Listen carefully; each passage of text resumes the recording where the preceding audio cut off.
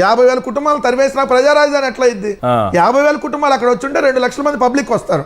So ఆ ప్రాంతంలో అన్ని షాపులు ఇంకా హోటల్స్ అన్ని విస్తరిస్తాయి, ఎందుకు పబ్లిక్ అంత ఉంటది కాబట్టి. కానీ ఇప్పుడు వాళ్ళందరినీ తీసేసి మొదటి విడత భూసేకరణ చేసిన వాళ్ళకి ఒక్కరికి రిటర్నబుల్ ఫ్లాట్ లెవెల్ 50,000 కుటుంబాలని తరిమేశాడు. ఉన్నాళ్ళకి ఫ్లాట్ లెవెల్ ఇస్తే అదిగో శ్మశానంలో ఇస్తున్నాం ఆన్లైన్ లో చూసుకోండి అని చెప్తున్నారు. ఒక్కరికి మాన్యువల్ ఫ్లాట్ లెవెల్ అదేమని ఎవరన్నా అప్పుడు క్వశ్చన్ చేస్తే మళ్ళీ మీరు రాజధాని ద్రోహులే. అప్పుడు క్వశ్చన్ చేస్తే రాజధాని ద్రోహులు, ఇప్పుడు క్వశ్చన్ చేస్తే రాజధాని ద్రోహులు. చంద్రబాబు నాయుడు భూదోపిడికి మద్దతు ఇస్తే ఇతను నాయకుడు, అంతేకాదు దృష్టిలో లేదంటే ద్రోహులే. అయ్యా చంద్రబాబు నాయుడు గారు ఇంకొక 50,000 ఎకరాలు తీసుకున్నారు కదా, రెండో విడత 20,000 ఎకరాలు తీసుకున్నారు కదా, మూడో విడత ఇంకో 30,000 ఎకరాలు తీసుకుంటారు కదా, 1,00,000 అయింది కదా, అది జాలపోతే తడదాకా తీసుకోండి అంటే ఎస్ ఈడు మంచోడు.